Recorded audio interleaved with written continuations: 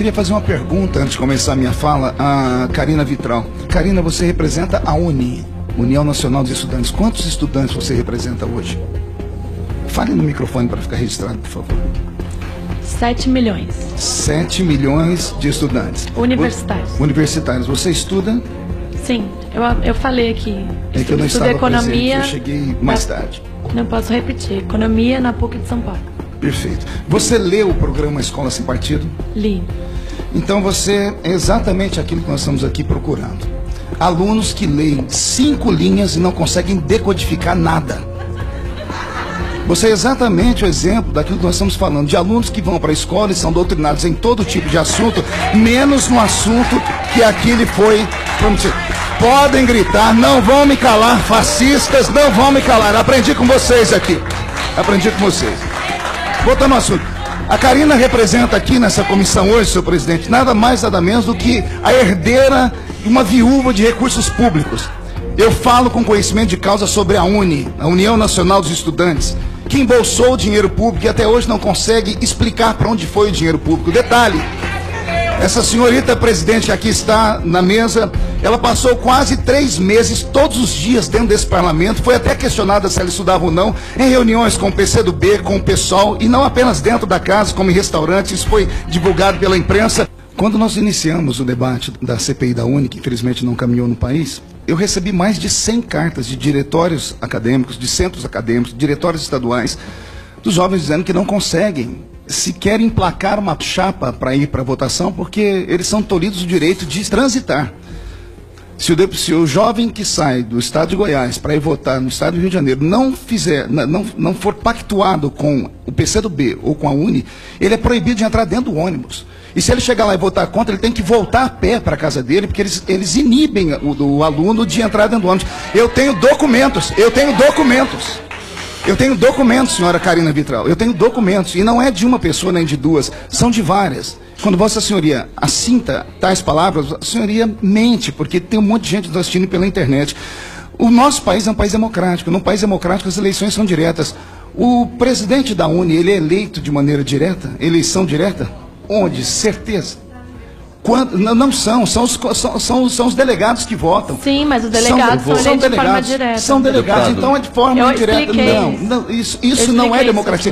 Por isso eu queria estar aqui no momento que ela falou, para que eu pudesse refutar, porque eu conheço muito bem a UNI, estudei sobre isso, enfrentei a tirania da UNI com os seus alunos, os seus asseclas, enfrentei aqui ameaças do Partido Comunista do Brasil, enfrentei ameaças de outros partidos aqui, ameaças gravíssimas, senhor presidente, gravíssimas.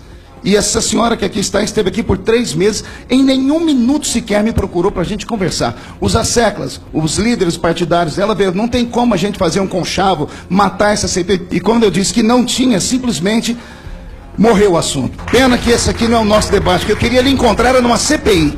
Aí eu iria lhe tratar como bem deveria ser. Mas, como esse não é o assunto aqui é o seguinte, Karina. Se você não consegue decodificar uma página que tem 5 linhas, não consegue entender o que aqui está, porque não há crime nenhum ali nesses deveres, você mostra como está nos nossos alunos, nossos universitários, que ao invés de se formarem em intelectuais, se tornam meros fantoches dos partidos de esquerda que existem no nosso país. A cultura marxista-leninista está impregnada. Nós falamos isso aqui em todas as reuniões que nós temos na Escola Sem Partido. O que mais me deixa irritado é saber que você, que representa a União Nacional dos Estudantes, nunca fez nada para gritar contra o que fez o governo anterior. Contra esse vocês gritam, vocês esguelam e fazem de tudo. Onde estava a UNI, por exemplo, em 2006, quando a Pátria Educadora perdeu 10,5 bilhões de reais, que eram 10% do nosso PIB, do orçamento anual? Onde estava a UNI que não foi para a rua se manifestar?